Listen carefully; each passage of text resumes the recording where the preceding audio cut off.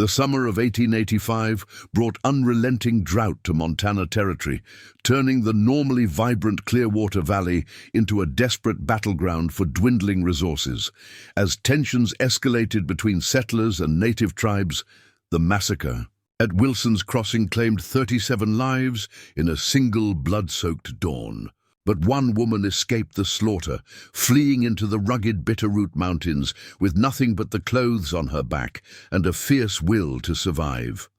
For 8 months, Eleanor Mitchell lived like a ghost in remote mountain caves, evading detection, while battling starvation and the brutal elements. Just as winter's grip threatened to claim her life, she encountered a lone Blackfoot scout named Massacre, whose discovery of her hidden camp would transform both their lives in ways neither could have imagined. This is their remarkable story. Before we jump back in, tell us where you're tuning in from, and if this story touches you, make sure you're subscribed, because tomorrow I've saved something extra special for you. The mid-August heat had baked the Montana soil into a cracked patchwork, as Eleanor Mitchell stood at the edge of the settlement, watching columns of dust rise from approaching wagons. At 24, she carried herself with the quiet confidence of someone who had already confronted more hardship than most face in a lifetime. She had traveled west from Pennsylvania 3 years earlier, after losing both parents to influenza within months of each other. The telegram from her older brother Thomas, offering a fresh start at Wilson's Crossing, had been the lifeline she desperately needed. Wilson's Crossing wasn't much, just 28 homesteads clustered along the Clearwater River where it bent, sharply eastward before continuing its journey north. The settlement had sprung up 5 years earlier when Samuel Wilson discovered a passage through the foothills that offered traders and settlers a shorter route to Fort Harrison. Eleanor's brother had been among the first to stake a claim, building a modest 2-room cabin and slowly transforming 15 acres of wild land into productive farmland. For 3 years, Eleanor had established herself as the settlement's school teacher, conducting classes in a small log structure that doubled as a meeting hall. Though she had no formal training, her education in Pennsylvania had been thorough enough to meet the modest educational needs of the frontier children. The families appreciated her dedication, especially her willingness to travel to outlying homesteads when weather or farm duties kept children from attending regular sessions. But this summer had changed everything. The drought that began in late spring had intensified into the worst dry spell anyone could remember. Crops withered in the fields, livestock grew gaunt from poor forage, and the Clearwater River, the settlement's lifeline, had shrunk to a fraction of its normal flow. Water that had once been plentiful became precious, with upstream diversions by larger ranches leaving little for smaller homesteads. "They're coming, Ellie," Thomas said, joining her at the edge of the property. Peterson rode ahead to warn us. The dust clouds in the distance marked the approach of the Hawkins brothers and their men. With over 200 head of cattle and the largest ranch in the territory, the Hawkins operation was suffering severely from the drought. Rumors had circulated that they intended to secure exclusive rights to what remained of the Clearwater's flow, regardless of how it affected smaller settlements downstream. "The meeting's set for noon," Eleanor said, squinting against the harsh sunlight. "Do you think they'll listen to reason?" Thomas ran a hand through his hair, now streaked with premature grey at 31. "I don't know, Ellie. They've got 15 armed men with them. That's not the approach of someone coming to negotiate in good faith." The tension had been building for weeks. 2 days earlier, James Peterson had discovered that someone had dynamited a small dam that the settlement had constructed to create a reservoir for irrigation. Though no one could prove it, everyone suspected the Hawkins operation. "What about the Blackfoot?" Eleanor asked. "Have we heard anything from them?" The drought had forced the local Blackfoot band to move their hunting camp closer to the mountains, where springs still provided reliable water. Their chief, many horses, had maintained peaceful if distant relations with Wilson's Crossing, occasionally trading hides and meat for tools and other supplies. But the drought had strained these relations as well, with both communities growing increasingly protective of hunting grounds and water sources. "Tompkins claims he saw smoke signals yesterday," Thomas replied.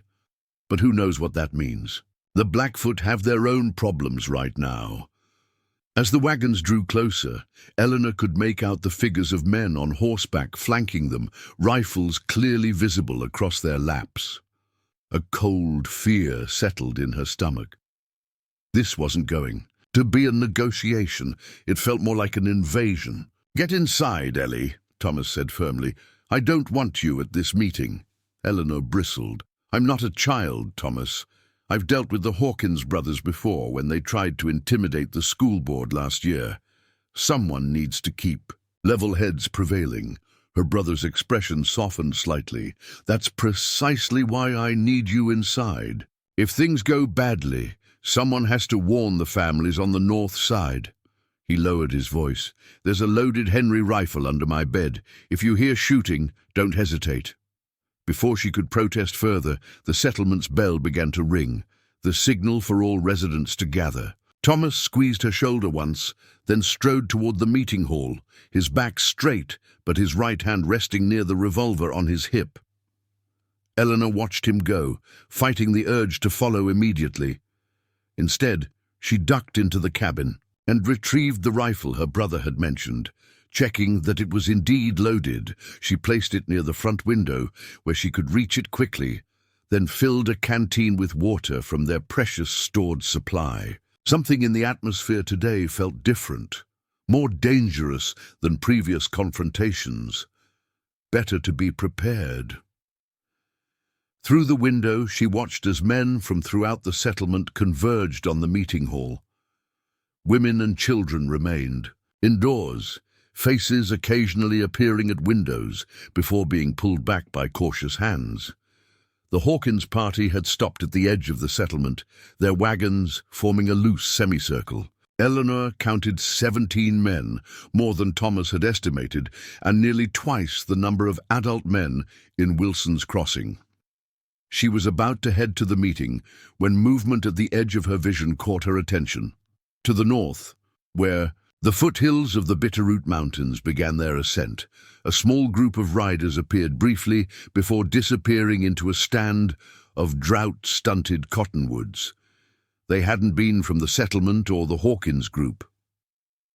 Eleanor felt her pulse quicken. Blackfoot warriors observing from a distance? Or perhaps another party with unknown intentions? The sound of raised voices drew her attention back to the meeting hall. Though she couldn't make out words, the tone was clear. What had started as a discussion was rapidly deteriorating. She saw Thomas standing on the small porch of the hall, his posture rigid as he faced Richard Hawkins, whose finger jabbed repeatedly toward Thomas's chest. Eleanor made her decision. Grabbing the rifle and slinging the canteen over her shoulder, she slipped out the back door of the cabin. Rather than heading directly to the meeting, she circled behind the settlement's buildings, intending to approach from a direction where she could observe without immediately being drawn into the confrontation. As she reached the Petersons' cabin, a single gunshot cracked through the air, followed by a moment of absolute silence. Then chaos erupted. More shots followed, a fusillade that seemed to come from multiple directions at once. Screams rose from several cabins as women and children sought shelter. Eleanor froze momentarily, then pressed herself against the Petersons' cabin wall, her heart hammering against her ribs. Through the gaps between buildings, she saw men scattering from the meeting hall, some returning fire while others fell where they stood. Thomas was nowhere in sight. Black smoke began to rise from the Marshall cabin at the settlement's eastern edge, the first building to be set ablaze. Eleanor!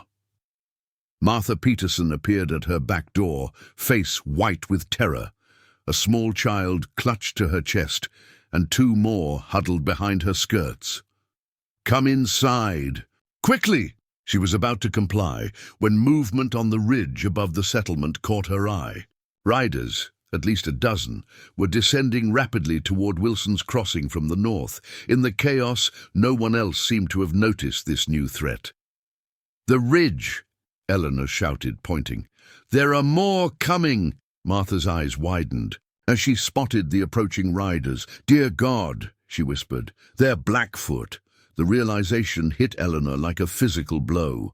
This wasn't just a conflict over water rights. Somehow, it had escalated into something far worse. The Hawkins men were firing indiscriminately now, setting fire to buildings while the settlement's defenders tried desperately to organize some kind of resistance.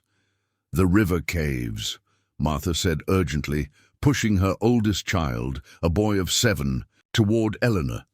"Take the children there. James showed you the hiding place last spring, remember?" "What about you?" Eleanor asked, already knowing the answer from the resolved look in Martha's eyes. "I'll create a diversion, make them think we fled north." Martha kissed each child quickly. "Keep them safe, Eleanor. Promise me." Before Eleanor could respond, the sound of approaching hoofbeats forced them into action. Martha slipped back inside, while Eleanor gathered the 3 Peterson children, hushing their frightened questions as she led them behind the cabin row toward the river path. The caves Martha had mentioned were actually a series of narrow fissures in the limestone bluffs that lined portions of the Clearwater. James Peterson had discovered them while fishing and had shown several settlement members their locations as potential emergency shelters in case of attack. Preparing and narrating this story took us a lot of time, so if you are enjoying it, subscribe to our channel. It means a lot to us. Now back to the story. Eleanor led the Peterson children through the underbrush, staying low and moving as quietly as possible. 7-year-old Jacob held his 5-year-old sister Hattie's hand, while Eleanor carried 3-year-old Lily, who thankfully understood enough to remain silent. Behind them, Wilson's Crossing was transforming into an inferno. The screams had largely stopped, a silence more terrifying than the chaos that preceded it. "Miss Mitchell," Jacob whispered, his small voice trembling. "What about my pa?" "We'll find him later," Eleanor assured, though her heart clenched at the lie. She had glimpsed James Peterson falling near the meeting hall, his body crumpling in a way that left no doubt about his fate. The river path narrowed as they approached the limestone bluffs. During normal times, the Clearwater would have made accessing the caves difficult, but the drought had exposed a narrow ledge that allowed them to reach the fissures without swimming. Eleanor ushered the children along this ledge, constantly glancing behind them for pursuers. "In here," she whispered, guiding them toward the smallest opening, barely visible behind a curtain of withered vines. "Remember how your father showed us? Quiet as church mice." The children obeyed, slipping one by one into the narrow entrance. Eleanor took one last look across the river toward what remained of Wilson's Crossing. At least 4 buildings were fully engulfed in flames, with more catching by the minute. The attacking forces, both the Hawkins men and the Blackfoot riders, appeared to be systematically moving through the settlement, cabin by cabin. Her own home, the cabin she shared with Thomas, was now burning brightly, its roof already collapsed. Thomas. Her heart constricted at the thought of her brother. Had he survived? Was he looking for her even now? A movement along the riverbank snapped her back to the immediate danger. 2 riders were approaching the bluffs, scanning the shoreline methodically. One wore the distinctive hat she recognized as belonging to the Hawkins foreman. The other was a Blackfoot warrior, his face painted for battle. Eleanor ducked into the cave entrance, pulling the vines back into place to conceal it. The opening widened slightly after a tight initial passage, leading to a modest chamber where the Peterson children huddled together, eyes wide with fear, in the dim light that filtered through cracks in the limestone. "We need to go deeper," Eleanor whispered, remembering James Peterson's description of the cave system. "There's a larger chamber beyond this one, where we can hide more effectively." She led them through a narrow passage that required even her slender frame to turn sideways. The children, being smaller, managed more easily. The passage opened into a larger chamber as promised, with a ceiling high enough for Eleanor to stand upright. A small natural chimney in the rock allowed fresh air and some light to enter from above. "Will they find us here?" Hattie asked, her voice so small it barely disturbed the cave's silence. "No, sweetheart," Eleanor replied, trying to project confidence she didn't feel. "This is a special hiding place. Your father showed it to me for exactly this kind of emergency." She arranged the children in a protected corner where they would be invisible from the cave entrance, then returned to the passage to listen. Distant shouts and occasional gunfire carried across the water, but no sounds indicated they were being pursued directly. Still, Eleanor knew they couldn't remain in the shallow front section of the caves. If the attackers conducted a thorough search, they would be discovered. Making a quick decision, she returned to the children. "We need to gather our courage and go deeper into the mountain," she explained.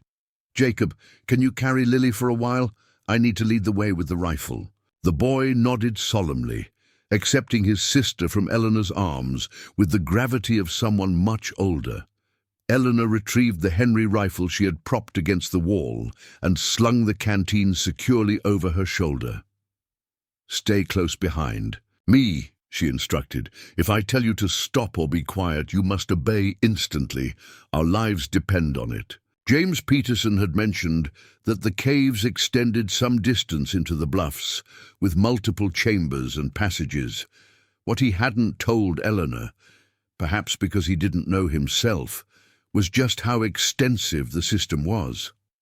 After navigating through 2 more connecting passages, each taking them deeper into the limestone, they entered a chamber significantly larger than the previous ones. Here, the trickle of a small underground spring created a shallow pool of clear water along one wall. The sound of water, even such a modest amount, brought a sob of relief from Eleanor's throat. They wouldn't die of thirst, at least not immediately. "Is this heaven?" little Lily asked, pointing at the pool where the filtered light created dancing patterns on the rock ceiling. "No, darling," Eleanor said, managing a smile, "but it's a blessing nonetheless." She allowed the children to drink from the pool while she assessed their situation. The canteen contained barely a quart of water. The rifle had 14 rounds remaining in its magazine, plus another dozen cartridges in her pocket. Ammunition Thomas had insisted she learn to use after their parents' deaths. Beyond that, they had nothing except the clothes they wore. From outside, a new sound reached them, horses picking their way along the riverbank directly below the bluff. Male voices carried through the rock, some speaking English, others in what Eleanor assumed was the Blackfoot language. "Check every crack in these rocks." Waste of time would have headed for the trees. "And Hawkins wants no survivors?" Eleanor placed her finger against her lips, signaling the children to absolute silence. They froze immediately, eyes wide with understanding beyond their years. For nearly 20 minutes they remained motionless as the search party moved along the bluffs, occasionally stopping to investigate openings. At one point, light briefly illuminated the entrance to their passage, someone holding a torch to the outer opening. But the searchers apparently decided the fissure was too small to bother exploring further. Eventually, the voices and sounds of horses receded, moving downstream. Only then did Eleanor allow herself to breathe normally again. They had survived the immediate danger, but a horrifying reality was settling in. Wilson's Crossing, their home, was gone. Everyone they knew was likely dead or scattered. And they were trapped in a cave system with minimal supplies and no clear plan for escape or rescue. As night approached, the temperature in the cave dropped noticeably. Eleanor gathered the children close, sharing body heat as they huddled on the sandy cave floor. Lily fell asleep quickly, exhausted by fear and exertion. Hattie followed soon after. But Jacob remained awake, his eyes reflecting the faint light from above. "They killed everyone, didn't they?" he asked quietly. Eleanor considered lying to protect him, but something in the boy's steady gaze told her he needed truth more than comfort. "I don't know for certain," she answered honestly, "but I fear many people didn't escape, including my ma and pa." It wasn't a question, but Eleanor nodded slowly. "Your mother was very brave. She saved you and your sisters." Jacob absorbed this with remarkable composure for a 7-year-old. After a long silence, he asked, "What do we do now, Miss Mitchell?" "First we rest," she said, stroking his hair gently. "Tomorrow we'll explore these caves more thoroughly, see if there might be another exit farther from the settlement. Once we're sure it's safe, we'll try to reach Fort Harrison to get help." She didn't mention that Fort Harrison was nearly 40 miles away, or that traveling there would mean crossing open territory where they would be vulnerable to the same forces that had destroyed Wilson's Crossing. One impossible problem at a time. "Try to sleep now," she whispered. "Tomorrow will be better." But tomorrow brought new horrors. Eleanor woke at first light, stiff from the hard cave floor. The children still slept, exhausted from their ordeal. Moving carefully to avoid waking them, she made her way back through the passages toward the cave entrance, intent on assessing whether it was safe to venture outside. The smell reached her before she saw anything, the unmistakable stench of smoke and burned flesh carried on the morning breeze. Staying low and hidden behind the vines that partially concealed the entrance, Eleanor peered out at what remained of Wilson's Crossing. Where a thriving settlement of 28 homesteads had stood, now only scorched foundations and smouldering timbers remained. Bodies lay where they had fallen, men, women, and children alike. Some had been killed by gunfire, others by arrows or knives. Many showed signs of having been scalped, though Eleanor's limited knowledge didn't allow her to determine if this was the work of the Blackfoot warriors or a deliberate attempt by the Hawkins men to cast blame on the tribe. Smoke still rose from several locations, though the main fires had burned themselves out overnight. More disturbing was the activity still taking place. Hawkins' men were systematically loading valuables onto wagons, furniture, tools, anything that had survived the flames. The alliance with the Blackfoot warriors appeared to be holding, with several natives standing guard while the looting continued. Eleanor felt bile rise in her throat. This hadn't been a conflict over water rights that escalated out of control. This had been a planned extermination, a massacre to eliminate the settlement entirely, allowing the Hawkins operation to claim the land and water without opposition. And the Peterson children had just become the most hunted individuals in Montana territory. If the Hawkins brothers discovered that witnesses to their crime had survived, they would stop at nothing to eliminate them. Eleanor retreated silently to the inner chamber, where the children were beginning to stir. Her mind raced with impossible calculations. How to keep 3 young children alive and hidden, with no supplies in a cave system of unknown extent, surrounded by enemies actively hunting for survivors. "Is it safe to go home now?" Hattie asked sleepily as Eleanor returned. Eleanor knelt beside the little girl, choosing her words carefully. "Not yet, sweetheart. The bad men are still outside. We need to stay hidden a while longer." "I'm hungry," Lily whimpered, rubbing her eyes. Food. The most immediate problem after water, and one for which Eleanor had no solution. The spring provided water, but there was nothing to eat in these barren limestone chambers. Eventually, they would have to risk venturing out, either to scavenge from the ruins or to forage in the surrounding countryside. But not today. Not while the Hawkins men and their Blackfoot allies still swarmed over the settlement's remains. Today, they would explore deeper into the cave system, hoping to find another exit that might offer a safer escape route.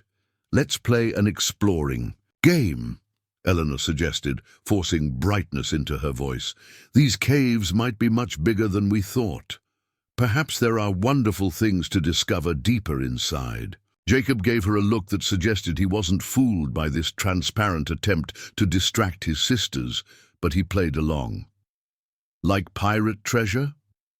Or a secret passageway to a castle, Hattie added, momentarily forgetting her fear. Yes, exactly like that, Eleanor agreed, shouldering the rifle. But explorers must be very quiet and follow their leader's instructions perfectly. Can you do that? 3 solemn nods answered her. With a silent prayer for guidance, Eleanor led them deeper into the limestone labyrinth, away from the horror.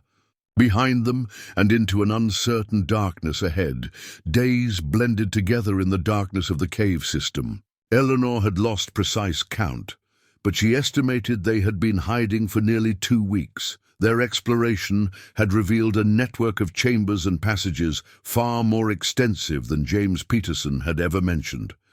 Some tunnels narrowed to impassable cracks, while others opened into breathtaking caverns adorned with stone formations that might have inspired wonder under different circumstances.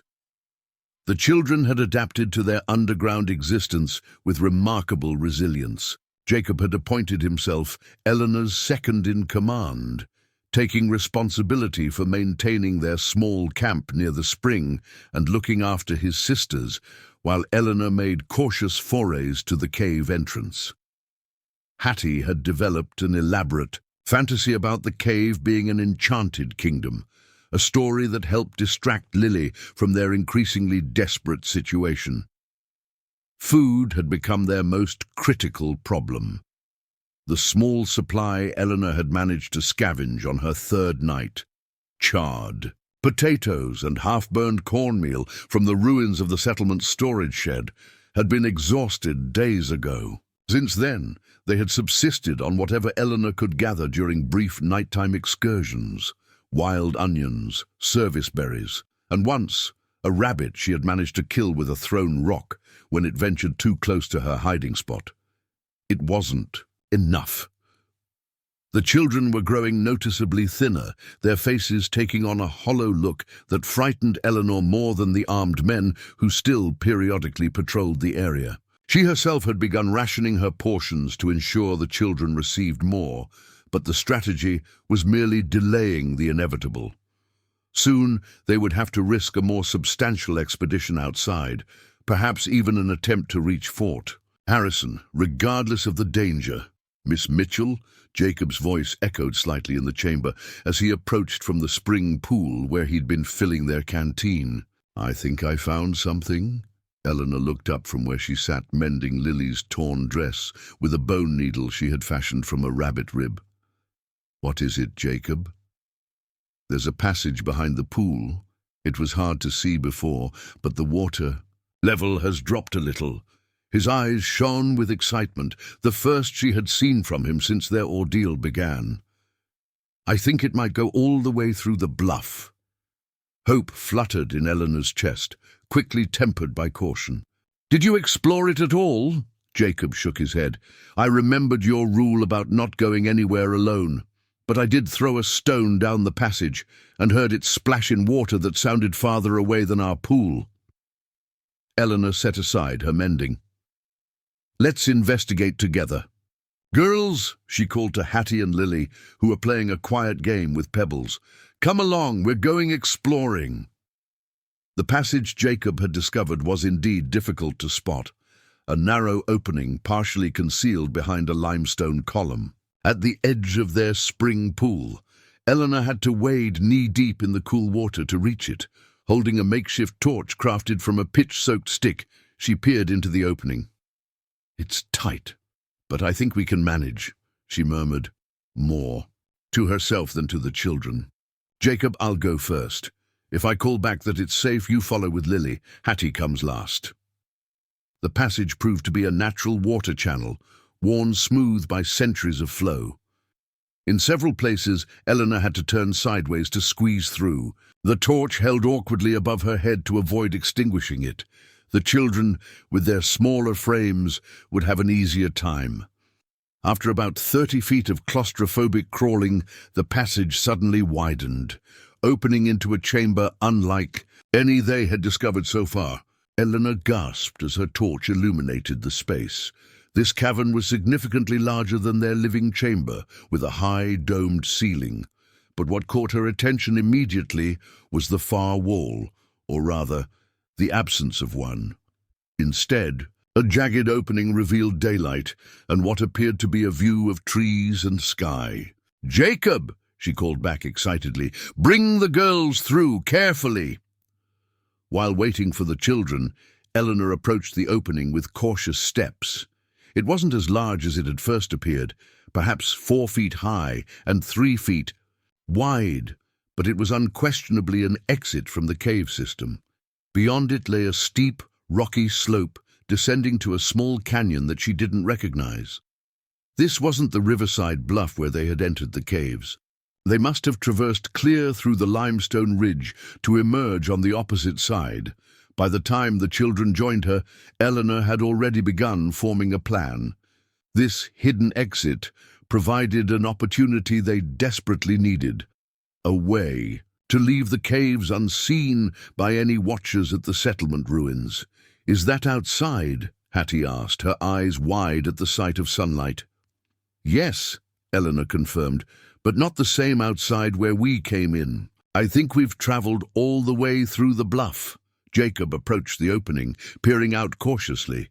"There's trees down there, and I think I can see water." Eleanor nodded. "A different part of the river, probably, or maybe a tributary." She knelt, gathering the children close. "This changes everything. We can leave without risking the settlement route." "Leave for where?" Jacob asked, the wariness of a child who has already lost too much evident in his voice. "Fort Harrison would still be our ultimate destination," Eleanor explained. "But first, we need to find food, more than I've been able to gather on my short trips out. With this exit, we can establish a better campsite among the trees where hunting and gathering will be easier." She didn't mention her other reason for wanting to relocate, the growing concern that their current chamber, while seemingly safe, could become a trap if their enemies ever discovered the cave entrance and decided to explore it thoroughly. "When do we go?" Jacob asked. Eleanor glanced at the angle of sunlight streaming through the opening. "It's late afternoon now.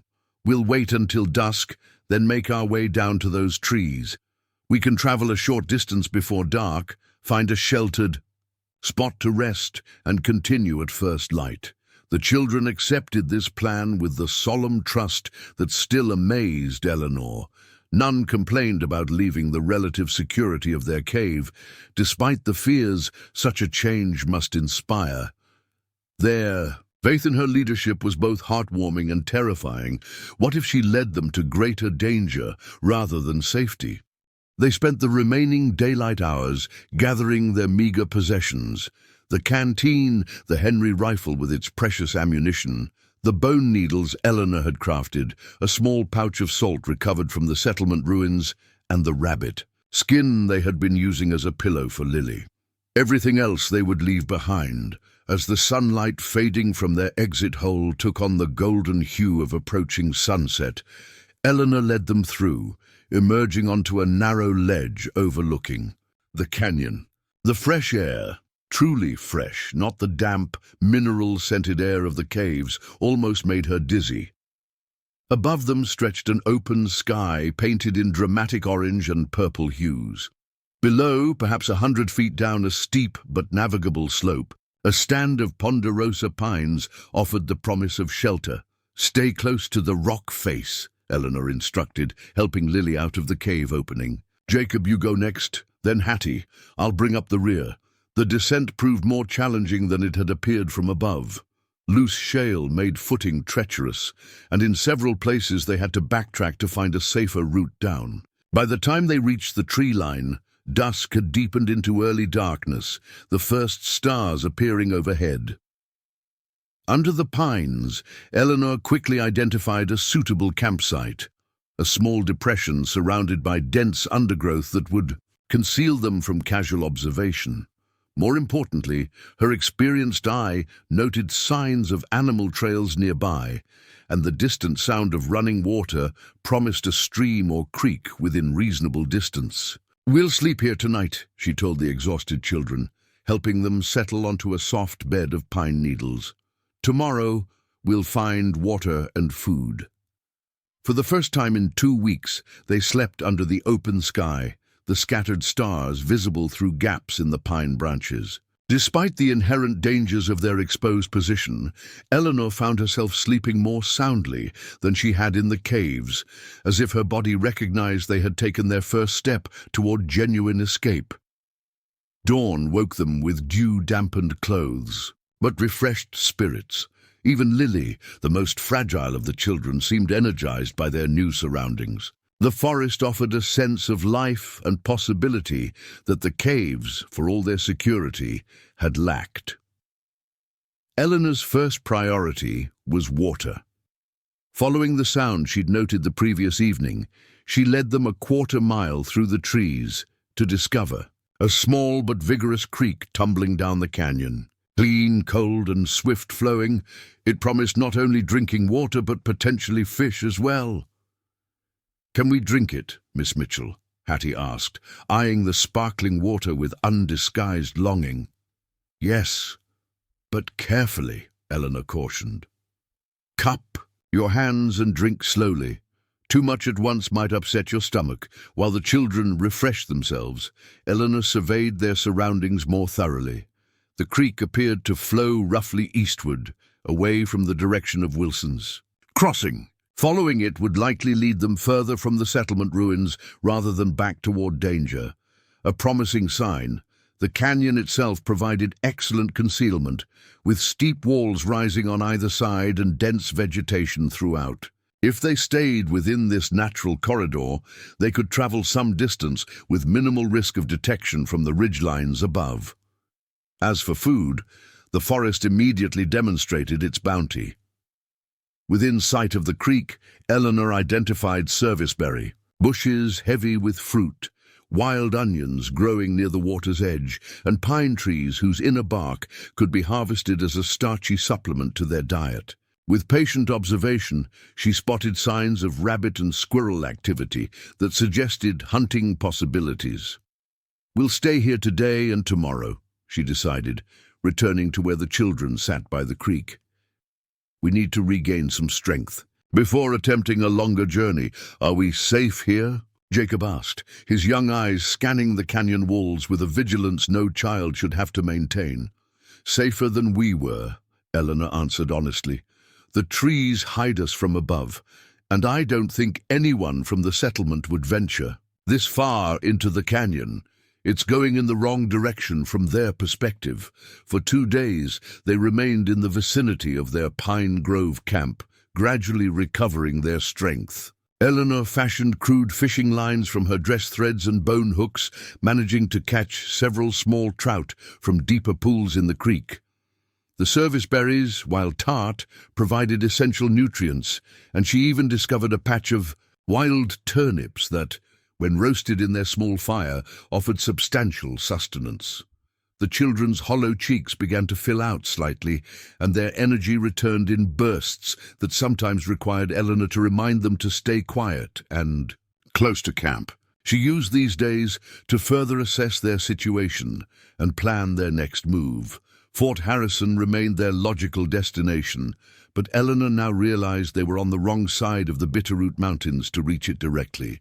They would either need to circle far around to the north, a journey of perhaps 60 miles through unfamiliar territory, or find a pass through the mountains, which might prove impossible with 3 young children in tow. On the morning of their 3rd day in the canyon, as Eleanor was considering these options while refilling their canteen at the creek, a sound froze her in place. The distant but unmistakable noise of horses moving through underbrush. Someone had entered the canyon. Eleanor dropped the canteen and raced back to their campsite, heart pounding. The children looked up from the small fire where they had been roasting wild turnips, immediately sensing her alarm. "Douse the fire," she whispered urgently. "Someone's coming." Jacob reacted instantly, kicking dirt over the flames while Hattie gathered their few possessions. Eleanor scooped up Lily, who had frozen in fear. "Into the trees," Eleanor directed, pointing to a dense thicket of juniper bushes about 30 yards away. "Stay low and move quietly." They had barely settled into the concealing undergrowth when the sound of horses grew more distinct. Eleanor positioned herself at the edge of the thicket where she could observe while remaining hidden, the Henry rifle cradled in her arms. The children huddled behind her, holding their breath. Through gaps in the foliage, Eleanor counted 3 riders entering the clearing near their hastily abandoned camp. 2 were clearly Blackfoot warriors, their hair styled with the distinctive roach and sided braids. The 3rd rider made her blood run cold, Davis Hawkins, the younger of the Hawkins brothers, recognizable by his red beard and the silver-trimmed hat he always wore. This was no random patrol. The unlikely alliance that had destroyed Wilson's Crossing was still actively searching for survivors, nearly 3 weeks after the massacre. "Someone's been here," Davis Hawkins said, dismounting to examine the remains of their fire. "Recently, too. These embers are still warm." One of the Blackfoot warriors dismounted as well, kneeling to study the ground around the fire. After a moment, he spoke in heavily accented English. "Small tracks, children." "The schoolteacher," Hawkins spat. "Has to be. Richard was right. We should have checked those caves more thoroughly." The warrior moved in a widening circle around the campsite, reading signs that would be invisible to most white men. Eleanor held her breath as his gaze passed over their hiding place, praying that the juniper's dense branches would conceal them. "They went that way," the warrior announced, pointing downstream. "Not long ago, maybe 1 hour." Eleanor silently blessed the rabbit that had crossed their path earlier that morning. She had followed it briefly, leaving tracks heading downstream. Before returning to camp from a different direction, Hawkins remounted his horse. "We'll catch them before nightfall. A woman with 3 young ones can't move fast." The 2nd warrior, who had remained mounted, spoke for the first time. "Why does Hawkins hunt children so hard? They are no threat." "They're witnesses," Hawkins replied coldly. "If word of what happened at Wilson's Crossing reaches Fort Harrison, we'll all swing, your people included. The territorial governor would send the cavalry after your entire band." The warrior shrugged. "My people move camp tomorrow to summer hunting grounds. Soldiers never find us in high mountains. And leave me and my brother to take all the blame. That wasn't our agreement," Hawkins snapped. "We find these survivors, eliminate them, and the story dies with them. Everyone at Fort Harrison will assume the settlement was wiped out by a Blackfoot. Raid, nothing more." Eleanor's grip tightened on the rifle. The conversation confirmed what she had suspected. The Hawkins brothers had orchestrated the massacre using long-standing tensions between settlers and Blackfoot to disguise their true motive, eliminating Wilson's Crossing to claim its water rights. The 3 men continued downstream, following the false trail. Eleanor waited until the sounds of their horses had faded completely before releasing her breath. "Are they gone?" Jacob whispered, his small face pale with fear. "For now," Eleanor answered, "but they'll be back once they realize they're following a false trail." "They want to kill us?" Hattie asked, her lower lip trembling. Eleanor pulled the girl close. "They want to, but they won't succeed. We're smarter and braver than they are." She mentally reviewed their limited options. Returning to the caves was impossible.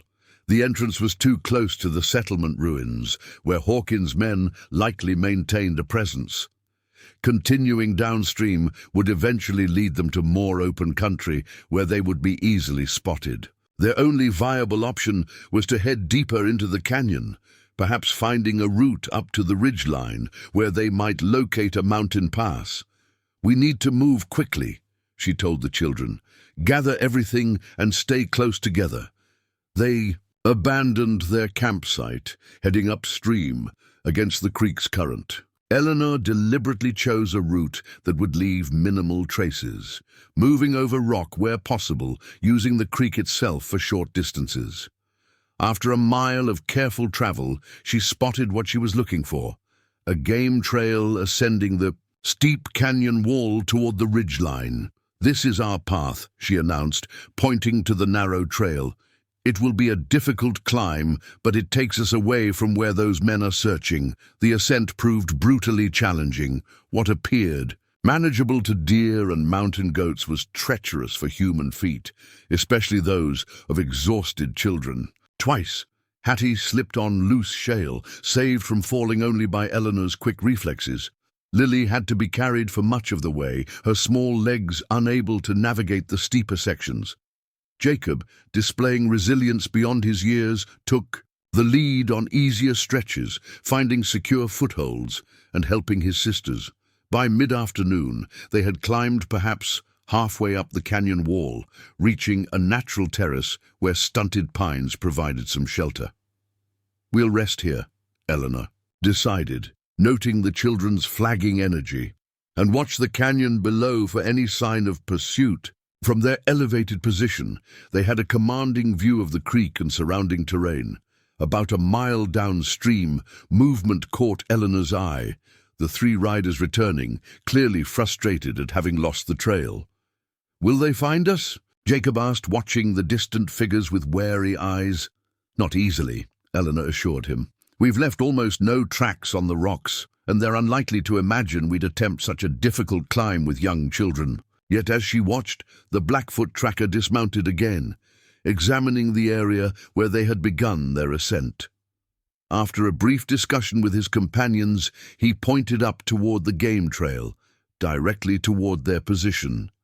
"We need to keep moving," Eleanor said, her calm voice belying her internal panic. "They've found our trail." Despite their exhaustion, the children rose without complaint, understanding the urgency. They continued upward, the game trail becoming increasingly precarious as it zigzagged up the nearly vertical face of the canyon wall. In some places, handholds had to be carved with Eleanor's bone knife, and narrow ledges navigated with backs pressed against the rock face. Lily, overwhelmed by fear and fatigue, began to cry, soft, hiccuping sobs that threatened to become louder. Eleanor made a quick decision, unslung the rifle, and handed it to Jacob. "Hold this carefully, just as I showed you," she instructed. "Keep." The barrel pointed away from all of us. The boy accepted the weapon with appropriate gravity, while Eleanor lifted Lily into her arms, whispering soothing words until the child's sobs subsided into occasional sniffles. Thus encumbered, the climb became even more challenging, but they continued steadily upward. By late afternoon, they reached the ridgeline, emerging onto a relatively flat plateau covered with alpine meadow and scattered stands of lodgepole pine. Eleanor immediately led them into the densest patch of trees where they collapsed in exhaustion. "You were all so brave," she told the children, "braver than any adults I know." "Are we safe now?" Hattie asked, hopeful despite her scraped hands and torn dress. Eleanor peered back down the sheer face they had ascended. Far below, she could make out three tiny figures at the base of the canyon wall. One had dismounted and appeared to be examining the start of the game trail. After a long moment, he remounted, and all three continued upstream, apparently deciding that following the canyon floor would be easier than attempting the perilous climb. "They're not following us up the wall," she confirmed, "but they're still searching. We need to keep moving along the ridge, putting more distance between us and them."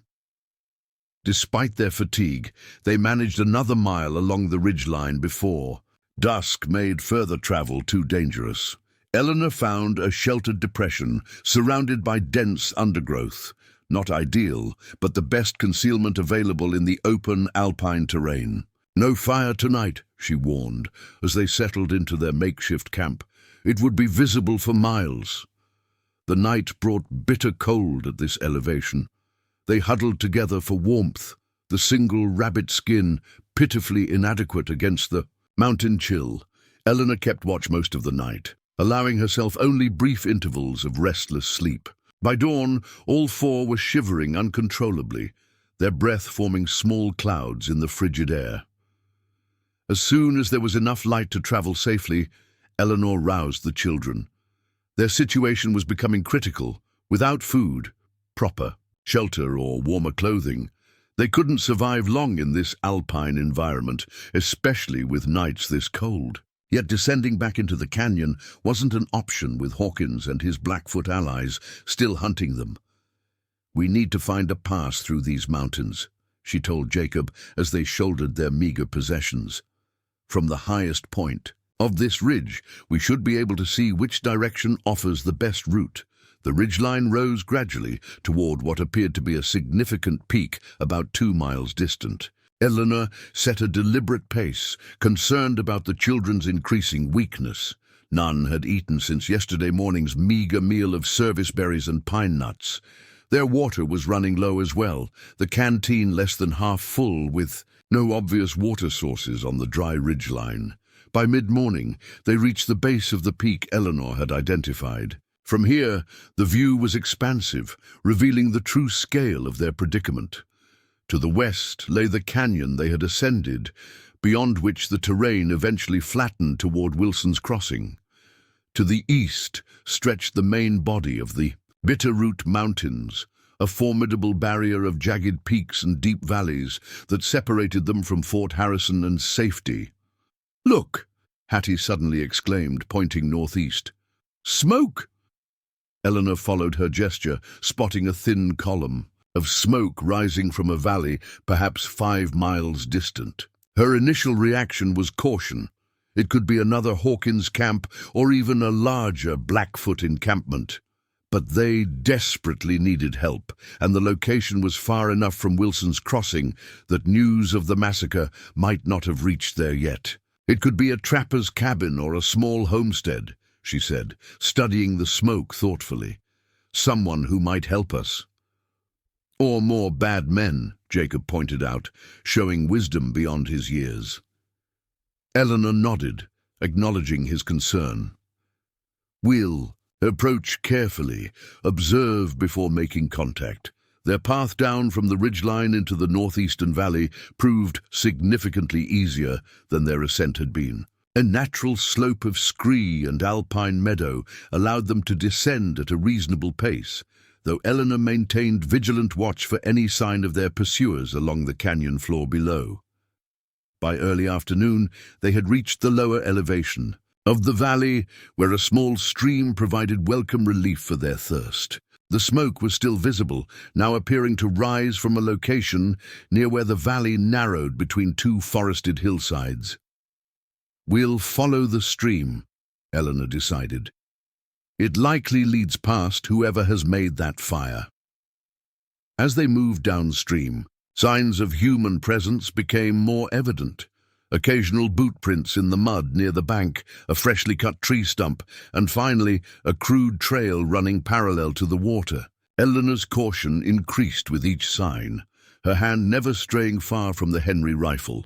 The trail led them to a small clearing where a sight both hopeful and alarming came into view, a sturdy log cabin with smoke rising from its stone chimney. A corral containing 2 horses stood nearby, and various tools and equipment suggested a trapper's or prospector's residence. More concerning was the distinctive marking painted on one of the corral posts, a symbol Eleanor recognized as Blackfoot. In origin, though she couldn't interpret its meaning. "Stay hidden," she whispered to the children, directing them into a dense stand of aspens at the edge of the clearing. "I'm going to observe for a while before we decide whether to approach." For nearly an hour, they watched the cabin. Occasional movement could be seen through the single window, someone inside going about domestic tasks. At one point, a figure emerged briefly to add wood to a smokehouse at the side of the cabin. But at this distance, Eleanor couldn't determine much beyond that it was a man of average height, wearing buckskins. "I'm going closer," she finally decided. "Jacob, you're in charge. If anything happens to me, if I signal danger or don't return within an hour, take your sisters and head back up to the ridgeline. Hide in the rocks until nightfall, Then continue, east toward Fort Harrison. The boy nodded solemnly, accepting the rifle she handed him. How will you signal danger? If I raise both arms above my head, it means run, she explained. Otherwise, wait for my return or my wave to join me. Checking that her bone knife was secure in its makeshift sheath at her waist, her only weapon now, Eleanor moved cautiously toward the cabin, using available cover whenever possible. As she drew closer, new details emerged. The cabin was well constructed, with careful chinking between logs, suggesting its owner intended it as more than a temporary shelter. A stack of cured pelts beside the smokehouse indicated successful trapping. Most intriguingly, she noted both native and white man's touches in the arrangement of the homestead. A traditional Blackfoot drying rack, alongside a European-style, splitting maul and chopping block. She had closed to within 50 yards when the cabin door suddenly opened and a man stepped out, rifle in hand, looking directly at the spot where she crouched behind a fallen log. "You might as well come out," he called in a calm, deep voice. "I've been aware of you watching since you arrived." Eleanor froze, her mind racing through limited options. Running seemed futile. The man had a rifle and clearly knew the terrain better than she did. Calling for Jacob to flee with his sisters might save the children temporarily, but she doubted they could survive long in the wilderness without her. With resignation, she decided her only choice was to face this encounter and hope for mercy. "I'm coming out," she called, slowly rising. From behind the log, with her hands visible, "I mean no harm." The man lowered his rifle slightly, though he maintained a ready stance. As Eleanor stepped into the clearing, she got her first clear look at him. He appeared to be in his mid-30s, with sun-darkened skin and features that suggested mixed heritage, perhaps half Blackfoot, half white. His dark hair hung past his shoulders, adorned with a single eagle feather. Though dressed primarily in buckskins, he wore a white man's cotton shirt underneath, and what looked like army boots. "You're a long way from anywhere, ma'am," he observed, his voice neither threatening nor particularly welcoming. His eyes, sharp and assessing, scanned the tree line behind her. "And you're not alone." There seemed little point in denial. "I have 3 children with me, orphans I'm responsible for." Something in his expression shifted slightly, not softening exactly, but a hint of increased interest. "Children survived the massacre at Wilson's Crossing." Eleanor tensed at his words. "You know about Wilson's Crossing?" "News travels even." "In these mountains," he replied. "Blackfoot riders brought word of a settlement destroyed. They claimed it as their victory alone, but I know when my mother's people aren't telling the full truth." Eleanor weighed her response carefully. This man's connection to the Blackfoot could make him either their salvation or their executioner. "It wasn't just a Blackfoot attack," she said finally. "The Hawkins brothers orchestrated it to take the settlement's water rights. They're still hunting survivors, witnesses, to cover their crime." The man studied her face intently, clearly assessing her truthfulness. After a long moment, he lowered his rifle completely. "I believe you. The Hawkins operation has been pushing boundaries for years, and this drought has made men desperate." He glanced again at the tree line. "Your children must be hungry and exhausted. Bring them in." Eleanor hesitated. "How do I know we can trust you?" A ghost of a smile crossed his weathered face. "You don't. But considering you're half dead from exposure and hunger, with 3 children to protect and Hawkins men on your trail, your options are limited." He stepped back toward his cabin. "My name is Makia Burns. My father was John Burns, a fur trader from St. Louis. My mother was Singing, Reign of the Blackfoot. I'm loyal to neither side in this conflict, which might be the best you can hope for right now." The candor of his self-introduction, along with the lowering of his weapon, tipped Eleanor's decision. She turned toward the aspen grove and waved, signaling Jacob to bring his sisters forward. The children emerged cautiously, Jacob still clutching the Henry rifle, positioning himself protectively in front of his sisters. Their pitiful condition, clothes torn and dirty, faces gaunt with hunger, eyes wide with fear and exhaustion, visibly affected Makia. His stern expression softened slightly as he took in the scene. "Inside," he said, gesturing toward the cabin. "Door. There's stew on the fire." The cabin's interior was surprisingly comfortable and well organized. A stone fireplace dominated one wall, with a cast-iron pot hanging above glowing coals. Furs covered the packed earth floor, and handcrafted furniture, a table, chairs and shelves, demonstrated considerable skill. One corner held a narrow bed, while various supplies and equipment hung from the log walls. Most noteworthy to Eleanor was the small collection of books on a shelf beside the fireplace, an unexpected touch of civilization in this remote setting. "Sit," Makia instructed, indicating the chairs around the table. While the children obeyed immediately, Eleanor remained standing, unwilling to surrender vigilance completely. Makia noticed but didn't comment, instead retrieving wooden bowls and ladling generous portions of stew from the pot. The smell of the food, venison and wild onions with some kind of starchy root, broke through Eleanor's caution. Her mouth watered uncontrollably as she watched the children receive their bowls. Lily whimpered, with barely restrained hunger, looking to Eleanor for permission. "It's not poisoned," Makia said dryly, holding out a bowl to Eleanor. "If I wanted you dead, I wouldn't waste good venison in the process." The logic was undeniable. Eleanor nodded to the children, who fell upon the food with desperate intensity. She accepted her own bowl and took a cautious bite. The rich, savory stew was perhaps the most delicious thing she had ever tasted, though she recognized that extreme hunger likely enhanced her perception. As they ate, Makia observed them silently, leaning against the fireplace mantel. Only when they had finished their first servings and eagerly accepted seconds did he speak again. "The full story," he prompted. "What happened at Wilson's Crossing?" Eleanor recounted the events leading to the massacre, the drought, the escalating tensions over water rights, the fateful meeting with the Hawkins brothers, and the coordinated attack that followed. She described their escape to the caves, their weeks in hiding, and their subsequent flight through the canyon. Throughout her narrative, Makia listened intently, only occasionally asking clarifying questions.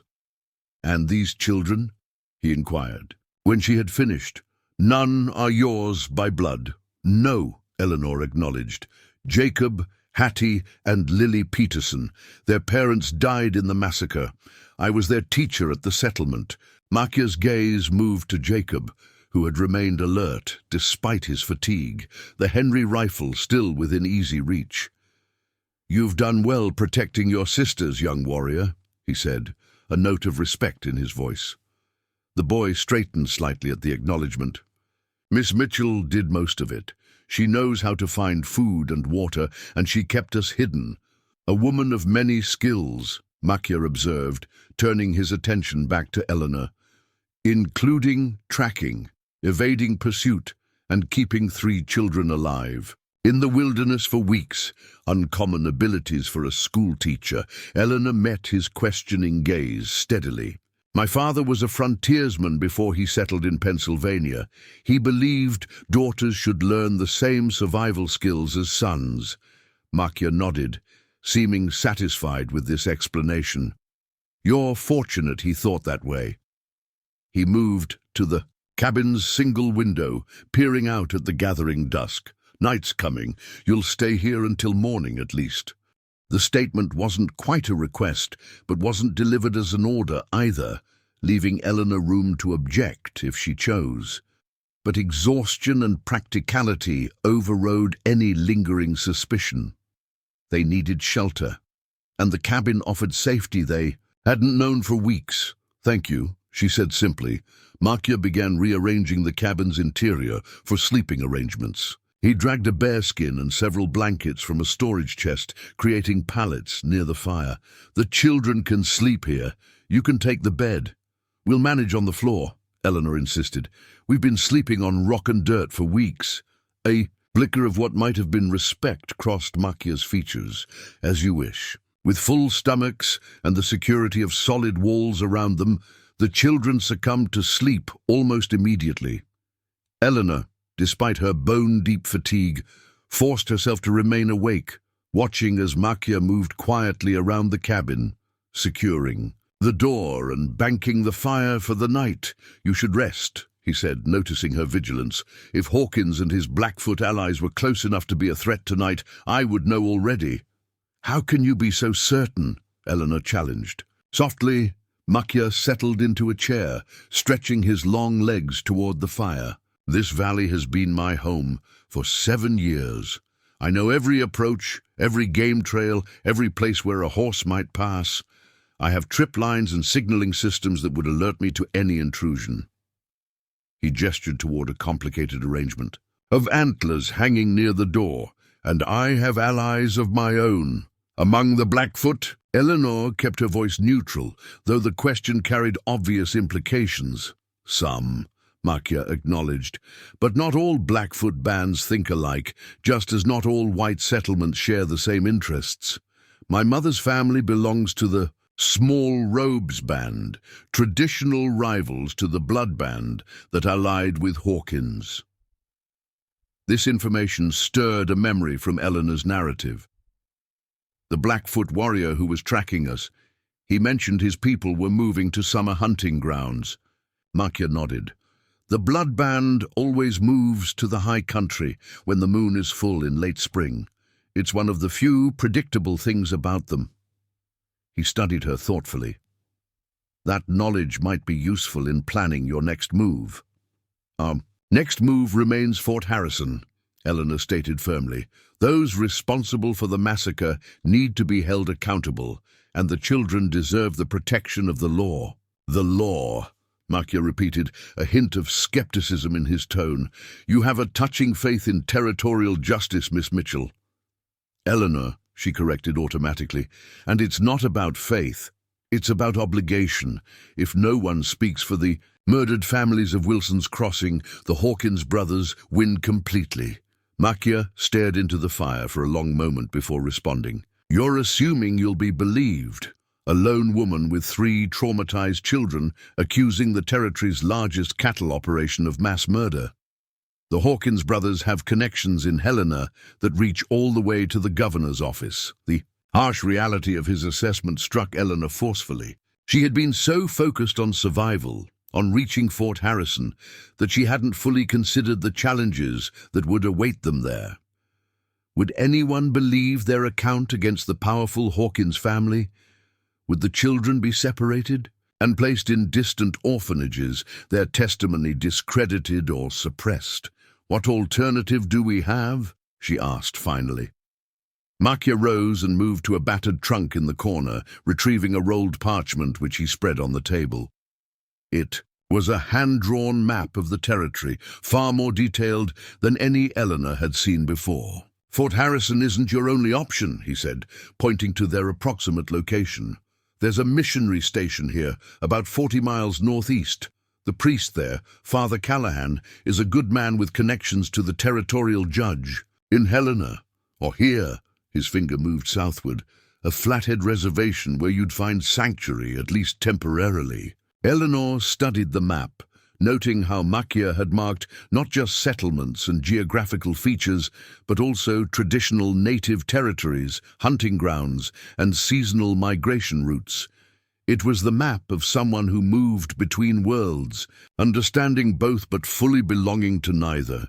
"You've given this some thought," she observed. "I've had a few hours while you ate and rested," he replied with a slight shrug. "And I've learned to consider all angles when survival is at stake." Eleanor traced the route to Fort Harrison with her finger, measuring the distance against what she and the children had already endured. "We'd never make it to any of these places without help," she admitted reluctantly, "not with Hawkins' men still searching for us." Machia rolled up the map without responding to her implicit question. "Dawn comes early in the mountains. We should both get some rest. As he moved toward his own sleeping area, a bedroll near the door, where he could monitor any approach, Eleanor finally asked the question that had been hovering since their arrival. "Why are you helping us, Mr. Burns?" He paused, his back to her.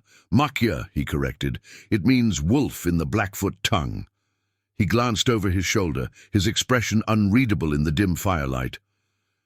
"As for why, perhaps I haven't decided yet whether I am helping you or merely providing shelter for a night." With that ambiguous answer, he settled onto his bedroll, effectively ending the conversation. Eleanor, despite her intention to maintain vigilance, found her exhaustion overwhelming. The combination of a full stomach, warm shelter, and the first real sense of security in weeks proved irresistible. Within minutes, she had drifted into the deepest sleep she had known since the massacre. She woke to the smell of coffee, real coffee, not the chicory substitute she had sometimes used at Wilson's Crossing when supplies ran low. For a disorienting moment, she thought she was back in her cabin at the settlement, that the massacre and their desperate flight had been nothing but a nightmare.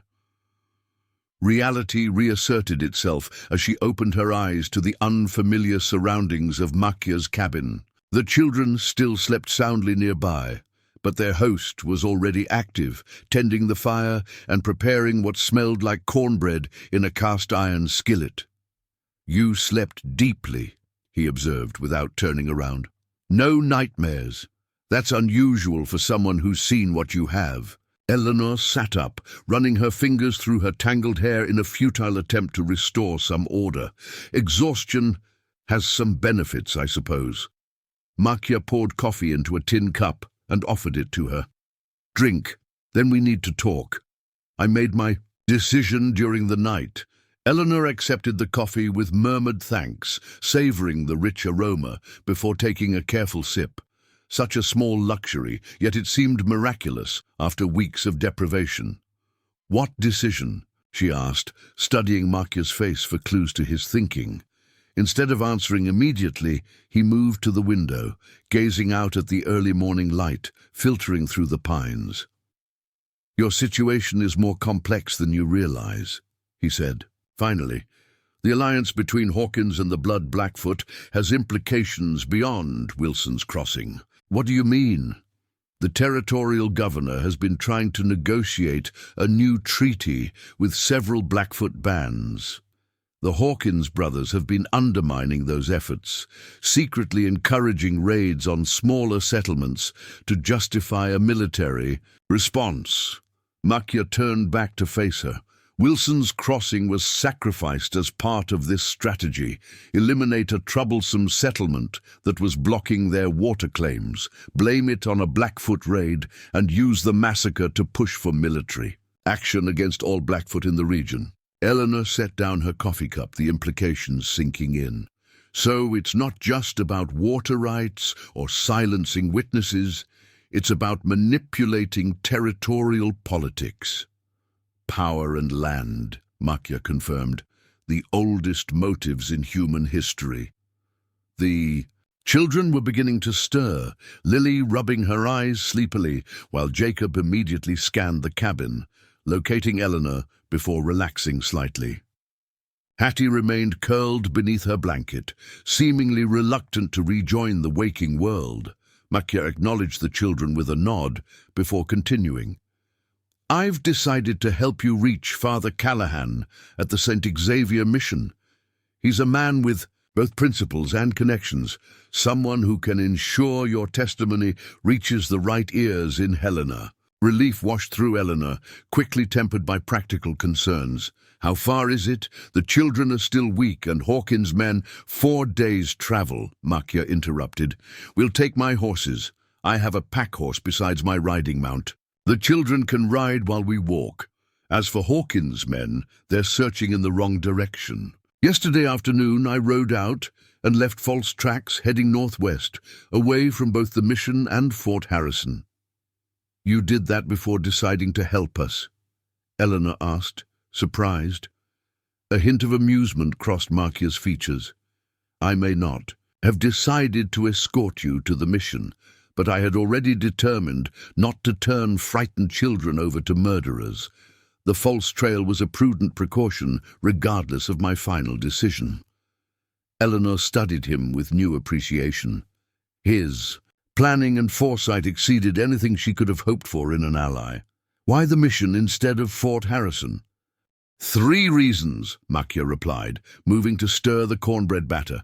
First, it's closer and the route is less exposed. Second, Father Callahan has a direct line of communication with Judge Harrington in Helena, a man known for his independence from territorial politics. And third, he hesitated slightly, the mission sits on the border between traditional blood and small robes territories. My mother's family can provide additional protection there if needed. As the children fully awakened, Makia set about preparing a substantial breakfast. Cornbread, jerky softened in the stew broth, and more of the previous night's venison. While they ate, he outlined his plan in greater detail. We'll leave within the hour. Travel light, but I have supplies that will make the journey easier. He opened a wooden chest near the bed, removing children's clothing, simple garments made of soft buckskin. These belonged to my sister's children before they outgrew them. They should fit your little ones reasonably well. The clothing proved a blessing. Though slightly large on Lily and a bit snug on Jacob, the buckskin garments were far more practical for wilderness travel than their tattered settlement clothes. Eleanor accepted a long buckskin tunic for herself, grateful to replace her torn and filthy dress. What about your home? She asked as they prepared to depart. Won't Hawkins retaliate when he discovers you've helped us? Makia secured the cabin door with a complex arrangement of rawhide straps. This isn't my only shelter. I maintain several camps throughout this region, a necessary precaution in a place where alliances shift like mountain weather. He turned, surveying the cabin one last time. Besides, I've been considering moving on. 7 years is a long time to remain in one valley. Their departure was methodical and swift. The pack horse was loaded with essentials: food, water, additional clothing, and basic medical supplies. The children were secured on the riding horse, with Jacob in front, Lily in the middle, and Hattie at the rear, all 3 sharing a specially adapted saddle that accommodated multiple riders. The horse knows these trails, Makia assured them. As they set out, he'll place his feet carefully even with 3 passengers. Eleanor, carrying the Henry rifle Makia had insisted she keep, walked alongside the horse, one hand resting on Lily's leg to provide reassurance. Makia led the way, the pack horse following obediently behind him on a long lead. Their pace was deliberate, not swift enough to exhaust the travelers, but steady enough to cover significant ground. The route Makia chose followed game trails that wouldn't appear on any white man's map. They traversed dense forests where pine needles cushioned their steps, crossed small meadows still vibrant with spring wildflowers, and skirted rocky outcroppings that provided occasional vantage points across the surrounding wilderness. By midday, they had traveled perhaps 5 miles, not impressive by normal standards, but remarkable given the children's condition and the challenging terrain. During a brief rest beside a small stream, Jacob approached Makia, who was adjusting the pack horse's load. "Are you Blackfoot?" the boy asked directly. "You have the hair and face, but you talk like a white man." Eleanor started to admonish him for the blunt question, but Makia waved her concern aside. "I'm both and neither," he told Jacob. "My father taught me to read Shakespeare and calculate sums. My mother taught me to read tracks and understand the language of birds. Both lessons proved valuable." "Is that why you live alone? Because you're both?" Jacob pressed, displaying the directness of childhood. A shadow crossed Makia's face. "That's part of it. The white world sees the Blackfoot in me. The Blackfoot world sees the white man. It's easier sometimes to make your own path between worlds." The child considered this seriously. "Like Miss Mitchell, she's a school teacher, but she can hunt and find water and protect us like a frontiersman." Makia's gaze shifted to Eleanor, reassessing. Perhaps, he acknowledged, though her situation is choice rather than birth. They resumed their journey after the brief rest, maintaining a steady pace through the afternoon. Eleanor noticed how Makia frequently stopped to examine tracks or listen to distant sounds inaudible to her less trained ears. Occasionally he would adjust their route slightly, never explaining the changes, but moving with such confidence that she didn't question his decisions. As dusk approached, they reached a small clearing beside a rushing creek, where rocks had formed a natural pool deep. Enough for bathing.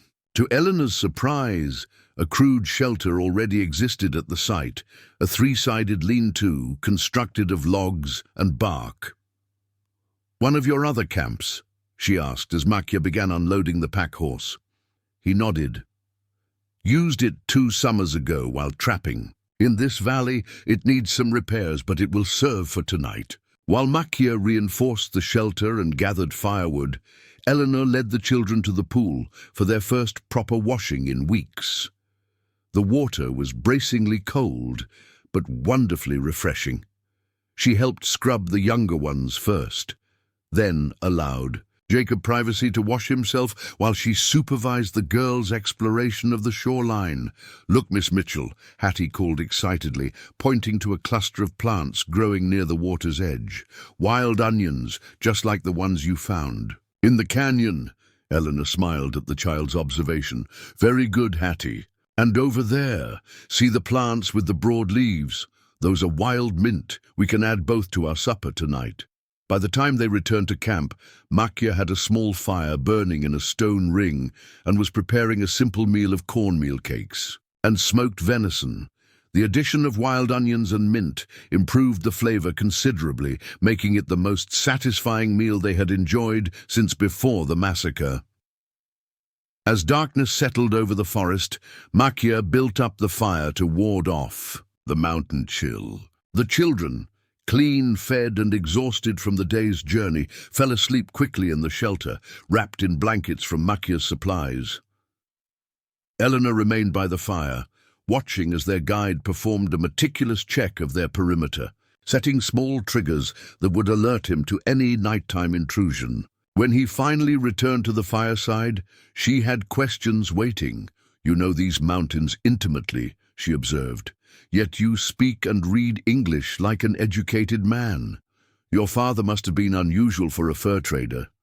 Makia prodded the fire with a stick, sending sparks spiraling upward. John Burns was professor of natural philosophy at Washington University before he scandalized St. Louis society by abandoning academia to become a fur trader. He brought his books with him to the wilderness and insisted on continuing my education. "Even after my mother's people took us in." "What happened to him?" Eleanor asked gently. "Smallpox," Makia replied flatly. "The same epidemic that decimated my mother's band in '69. I was 17. "I'm sorry," Eleanor said, recognizing the inadequacy of the words, even as she spoke them. Makia acknowledged her sympathy with a slight nod. "My father believed knowledge was the only true currency in any world. Learn everything, trust selectively, and never stop observing. That was his constant advice."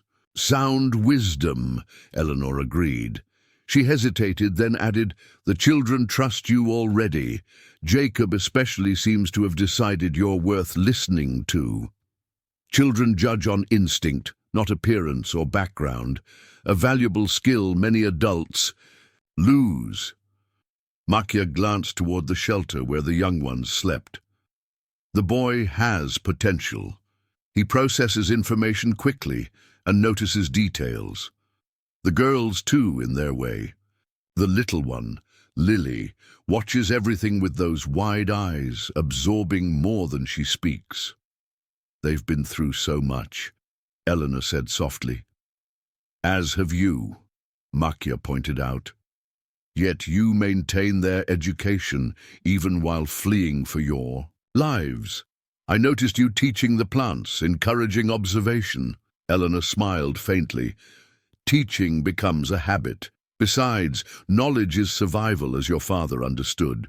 They fell silent for a time, listening to the night sounds of the forest, the distant hoot of an owl, the rustle of small creatures in the underbrush, the constant murmur of the creek.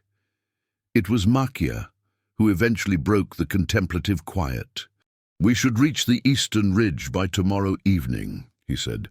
"From there, we'll be able to see the Mission Valley. 2 more days beyond that to reach Father Callahan." "And you believe he'll help us?" Eleanor asked, returning to her practical concerns. "Father Callahan has dedicated 20 years to building understanding between natives and settlers," Makia explained. "When he learns what truly happened at Wilson's Crossing and how it threatens the peace he's worked for, he'll act. More importantly, he has the moral authority to make even a territorial judge listen." Eleanor gazed into the fire, contemplating their journey ahead. "And when we reach the mission, what then?" "That depends on Judge Harrington's response," Makia said. "Best case, he sends federal marshals to arrest the Hawkins brothers and opens a formal investigation. Worst case, political pressure buries the truth, and you'll need to consider longer-term arrangements for safety." "You mean hiding," Eleanor translated bluntly. Makia met her gaze directly. "I mean living where Hawkins' influence doesn't reach. There are possibilities. Settlements farther north in Canada, perhaps, or Western communities beyond Montana Territory." The thought of permanent exile from all she had known struck Eleanor forcefully. Yet what alternatives existed? Return to Pennsylvania, where she had no family remaining. Attempt to rebuild a life in another frontier settlement with 3 traumatized orphans in her care. "One step at a time," Makia advised, reading her troubled expression. "First, the mission, then justice if possible. The future reveals itself, when it must, rarely before." With that philosophical observation, he rose to check their perimeter once more before settling near the shelter entrance for the night. Eleanor remained by the fire a while longer, watching the flames dance and considering the strange twists of fate that had brought her to this moment, sitting beside a mountain creek with a half-Blackfoot guide, responsible for 3 orphaned children and carrying the burden of a massacre's truth. When she finally joined the children in the shelter, sleep came more readily than she expected. Perhaps it was the combination of physical exhaustion and the novel sense of shared responsibility. No longer bearing the entire weight of survival alone. Whatever the reason, she drifted into dreamless rest, with the steady sound of the creek accompanying her into unconsciousness. Dawn brought a fine mist that clung to the pine branches, turning the forest into a realm of ghostly shapes and muffled sounds. Eleanor woke to find Makia already moving about the camp, preparing a breakfast of cornmeal porridge sweetened with dried berries. The children remained asleep, their faces peaceful in repose, temporarily unburdened by the trauma they had endured. "Weather's turning," Makia observed quietly as Eleanor joined him by the rekindled fire. "Rain coming by midday. We should reach my ridge shelter before it hits heavy." Eleanor glanced at the pearl-grey sky visible through the trees. "Will it slow us down significantly?" "A day, perhaps," he replied, stirring the porridge. "Mountain. Storms this time of year can be unpredictable. Best to wait them out when shelter's available." He handed her a tin cup of steaming coffee. "Might be a blessing in disguise. The children need more rest than they're admitting." She couldn't argue with his assessment. Despite their remarkable resilience, all 3 children showed signs of their ordeal. Jacob's face remained too gaunt, his eyes too watchful for a 7-year-old. Hattie sometimes lapsed into worrying silence, staring into distance as if seeing things invisible to others. Even little Lily, the most naturally buoyant of the 3, startled at sudden noises and clung to Eleanor or her siblings with desperate intensity. "We're asking a lot of them," she acknowledged, sipping the welcome coffee. Makia nodded. "Children."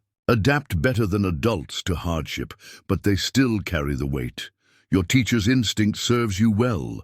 You see beyond their brave faces. The conversation paused as Jacob emerged from the shelter, instantly alert despite having just awakened. He nodded a solemn greeting to both adults before moving to check on his sisters, a routine he had established during their weeks of hiding. He carries the man's burden already, Macia observed quietly. Too soon, Eleanor agreed with a sigh. I've tried to allow him childhood where possible, but circumstances rarely consult our preferences, Macia finished for her. The boy does what he must, as we all do. By the time they had eaten and packed their minimal camp, the mist had thickened, reducing visibility to perhaps 50 yards. Macia led them onto a trail so faint Eleanor would never have identified it as a path, yet he moved with absolute confidence, occasionally pointing out landmarks or interesting plants to the children. "Feel this bark," he instructed Jacob at one point, guiding the boy's hand to a distinctive tree. Ponderosa pine. When it's warm, the bark smells like butterscotch. More importantly, it's a consistent marker in these forests, useful for keeping your bearings. The boy absorbed the information eagerly, and Eleanor noted how Macia naturally slipped into a teaching role, providing practical knowledge that might someday prove vital. His method was different from her formal education, more immediate, tied directly to survival and observation, but no less valuable. As predicted, rain began to fall around midday, starting as a gentle patter on the forest canopy before gradually increasing in intensity. The children huddled closer on the horse, protected somewhat by oiled canvas Macia had draped over them, but still gradually growing damp and chilled. Not much farther, he assured them, as the path began to climb more steeply. The ridge shelter has a proper roof and stone fireplace. We'll dry out there. The shelter, when they reached it after another hour of increasingly wet travel, proved more substantial than Eleanor had expected. Built against a natural rock outcropping that formed one wall, it featured a carefully constructed log structure, with a pitched roof covered in cedar shakes. A stone chimney rose along the rock wall, and narrow windows covered with oiled parchment allowed diffuse light inside while keeping out the weather. "You built this?"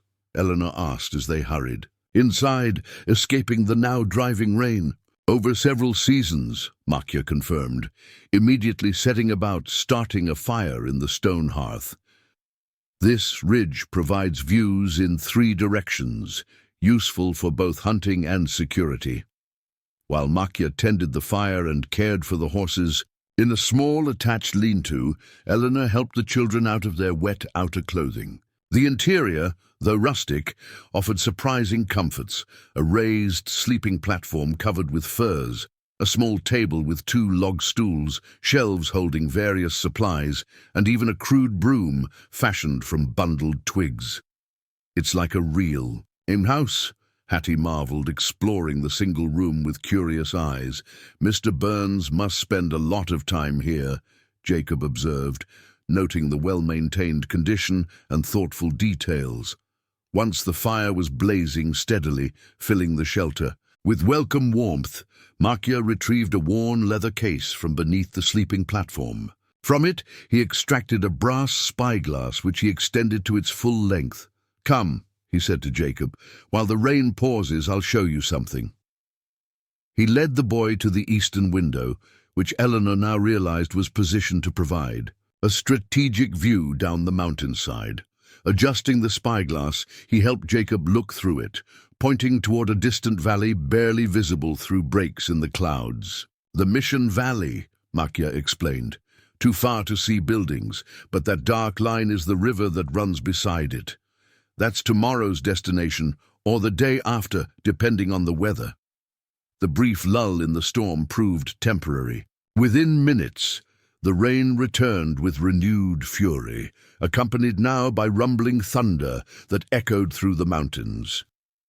Secure in their shelter, they settled in for what was clearly going to be an extended stay.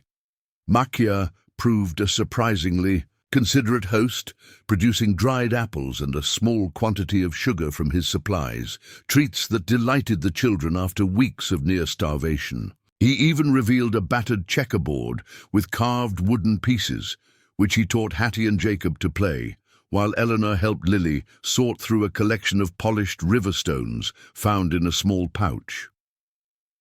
As afternoon faded toward evening, with no sign of the storm abating, Eleanor found herself occasionally studying their guide when he wasn't looking. In this domestic setting, Makia revealed different facets of his character: patience when teaching the children games, unexpected; gentleness when treating a small cut on Lily's finger; flashes of dry humor in his occasional comments. "You're wondering if you've made the right choice. Trusting me," he said quietly, while the children were absorbed in their game. Eleanor startled at his perception. "I'm trying to understand you," she admitted. "You live between worlds by your own description, yet you've committed yourself to helping us reach the mission, potentially making powerful enemies in the process." Makia stared into the fire for a long moment. "The massacre at Wilson's Crossing crossed a line," he finally said. "I've watched the territory's conflicts from a distance for years, maintaining neutrality as much as possible. But what Hawkins orchestrated there, using one people to destroy another for personal gain, that demands a response." "Even at personal cost?" Eleanor pressed. "My father used to quote an old philosopher: 'All that is necessary for evil to triumph is for good.'" "Men to do nothing," Makia replied. "I've perhaps done nothing for too long." Their conversation was interrupted by a particularly loud crash of thunder that sent Lily scrambling into Eleanor's lap, eyes wide with fear. "Just the sky spirits arguing," Makia told the child gently. "They make much noise, but mean no harm to those who respect them." Lily regarded him skeptically. "Really?" "My mother's people believe so," he answered. "They say thunder is the voice of ancient birds whose wings span the entire sky." This fantastic image captured the child's imagination, distracting her from her fear. "What do the birds say when they thunder?" Makia appeared to consider this seriously. "Many things. Sometimes they warn of danger. Sometimes they celebrate the coming rain that brings life to the earth. Tonight," he glanced toward the window where rain lashed against the oiled parchment, "I think they're telling stories to each other about all they've seen in their long lives." Eleanor marveled at his natural ability to translate native beliefs into terms that comforted a frightened child without condescension. It spoke of a man who had indeed thought deeply about bridging two worlds. As evening deepened into night, they prepared a simple meal from their supplies. The children, exhausted from the day's travel and emotional strains, fell asleep quickly on the fur-covered platform, huddled together for warmth and security despite the fire's steady heat. With the little ones asleep, Makia retrieved a small pouch of tobacco and hand-rolled a cigarette with practiced movements. After lighting it from the fire, he moved to the door, opening it slightly to exhale the smoke outside. "Old habit," he explained, noticing Eleanor's observation.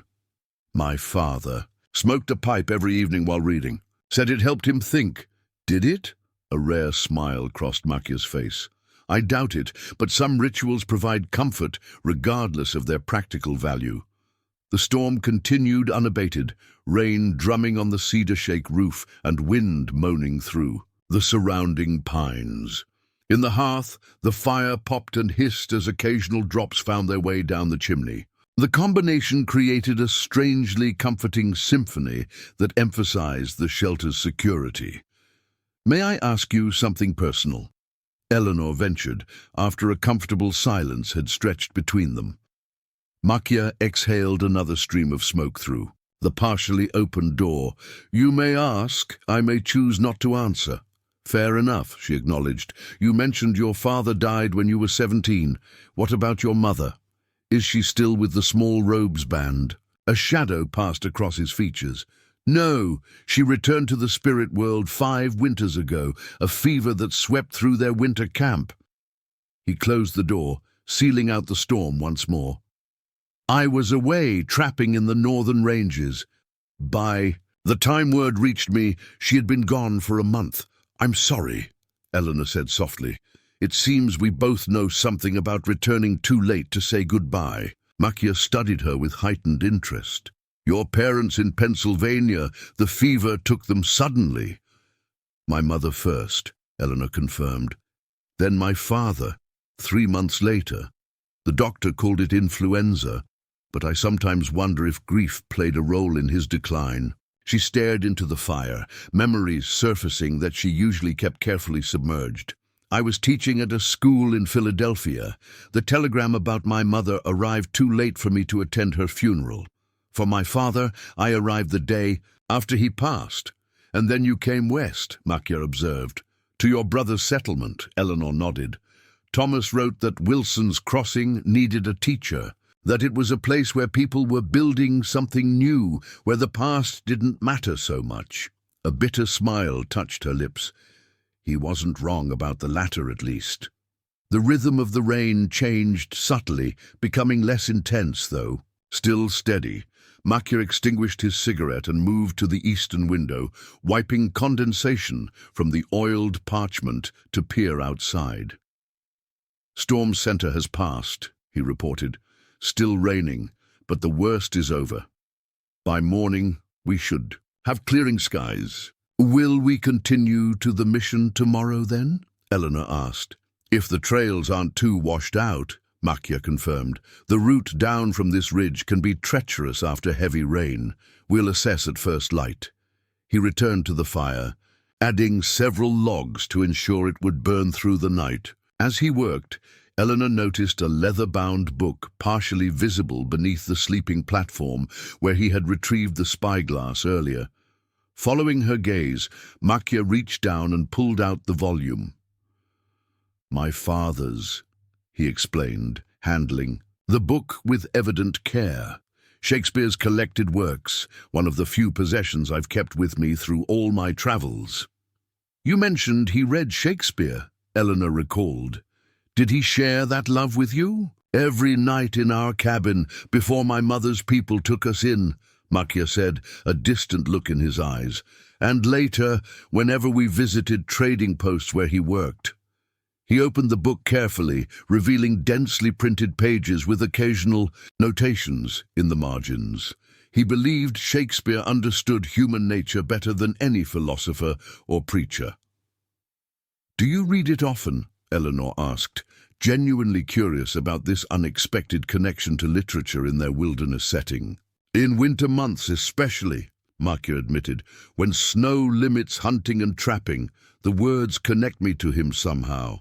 He hesitated, then added with a hint of self-consciousness, I've read it cover to cover perhaps a dozen times. The revelation of this scholarly habit, so at odds with the frontier tracker image he typically projected, intrigued Eleanor. Before she could respond, however, Lily whimpered in her sleep, caught in some nightmare. Eleanor immediately moved to comfort the child, stroking her hair and murmuring reassurances until she settled back into peaceful slumber. When she returned to the fire, Makia had replaced the book beneath the platform. His moment of personal revelation apparently concluded. He was arranging his bedroll near the door, his habitual position when sleeping in any shelter, positioned to intercept any intrusion. You should rest, he advised. Tomorrow will be challenging if the trails are as muddy as I expect. Eleanor nodded, suddenly aware of her own exhaustion. The emotional and physical demands of their journey, combined with the hypnotic sound of rain on the roof, made sleep almost irresistible. She found space on the platform beside the children, pulling a fur over herself as protection against the night's chill. Makia, she said quietly, as he was about to extinguish the lamp. Thank you, not just for the shelter and guidance, but for your kindness to the children. They've seen so little of it these past weeks. In the lamplight's final glow, she caught a glimpse of something vulnerable in his expression, quickly masked but unmistakably present. He nodded once in acknowledgement, before plunging the shelter into darkness, broken only by the fire's diminishing glow. As Eleanor drifted towards sleep, lulled by the steady rhythm of rain and the children's soft breathing beside her, her last conscious thought was that perhaps they had found not just a guide, but an ally who understood loss and survival as intimately as they did. Morning arrived with the pearl-grey light of a clearing storm.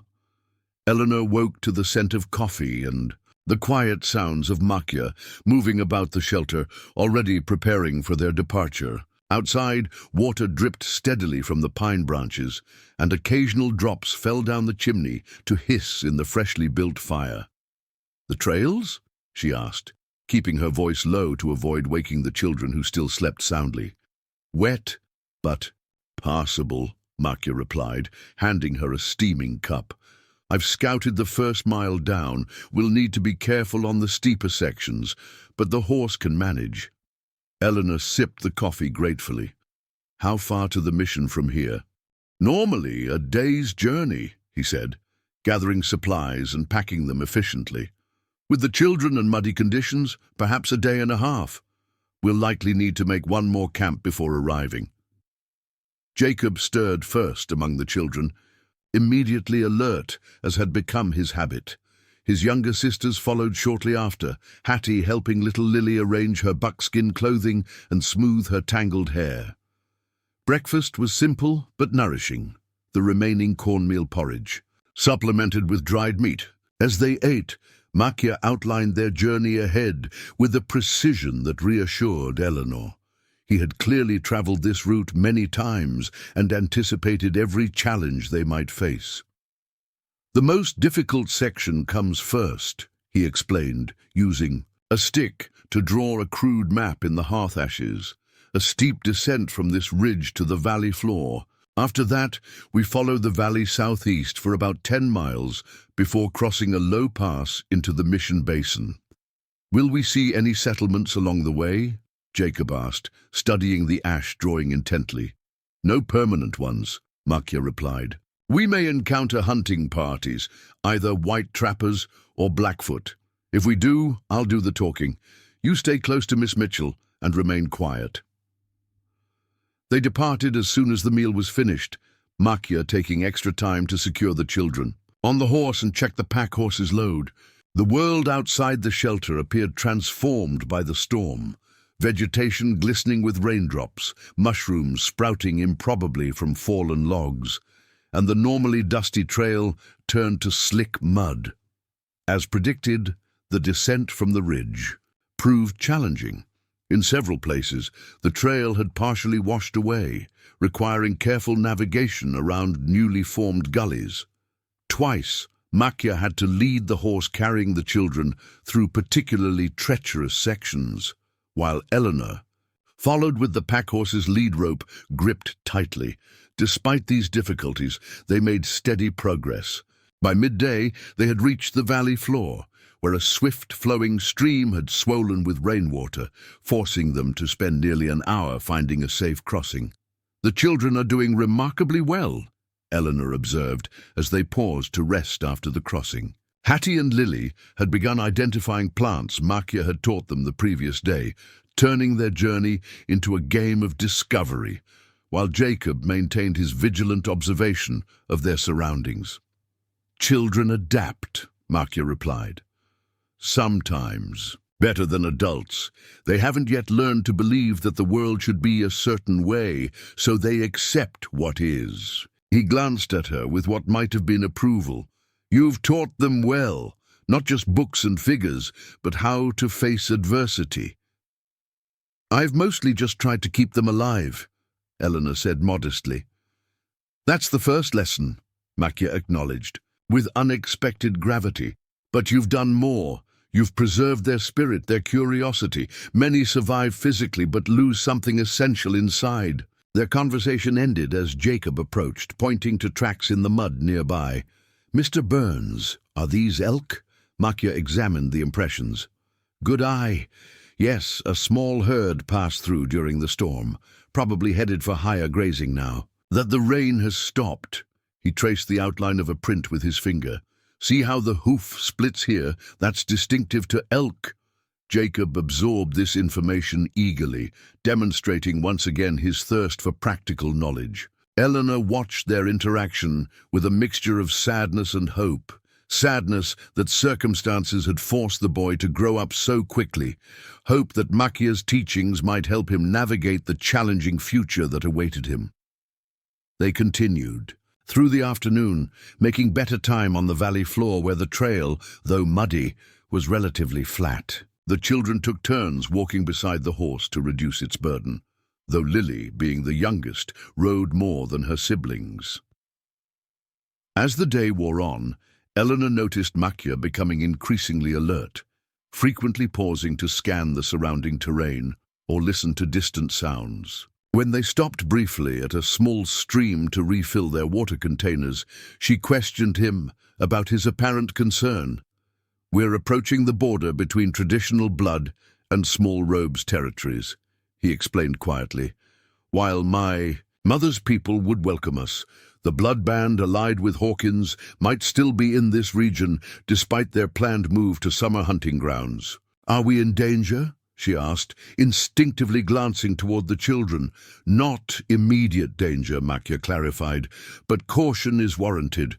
We'll make an early camp in a more defensible location I know nearby, then proceed to the mission at first light tomorrow."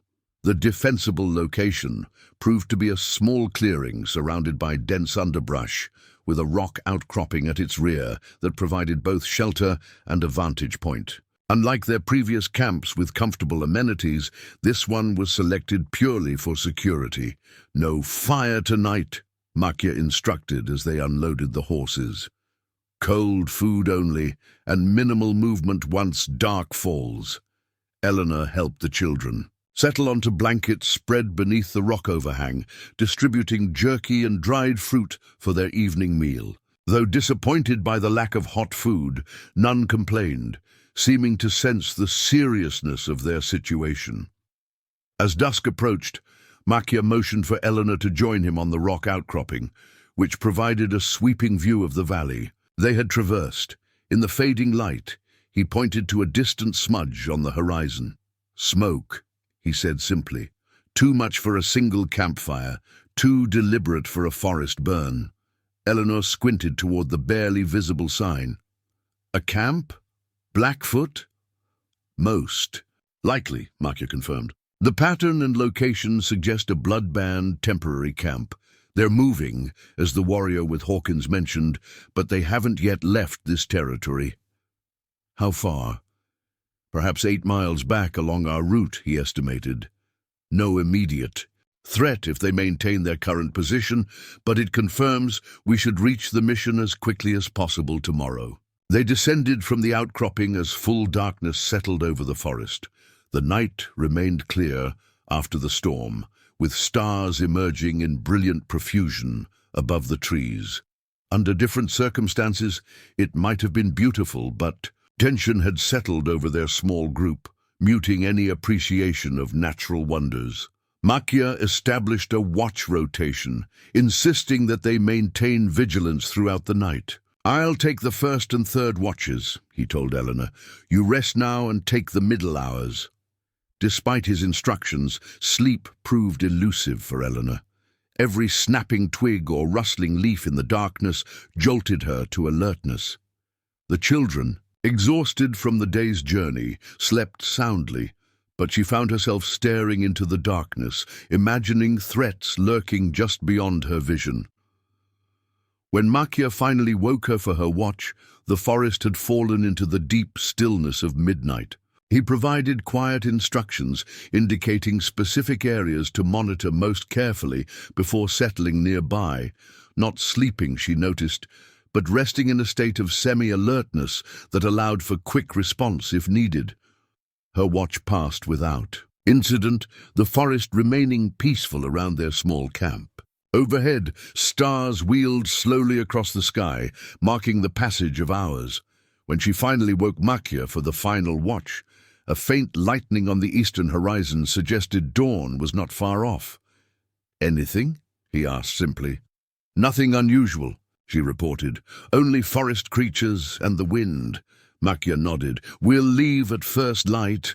With luck, we'll reach the mission by midday." The predicted departure proved accurate.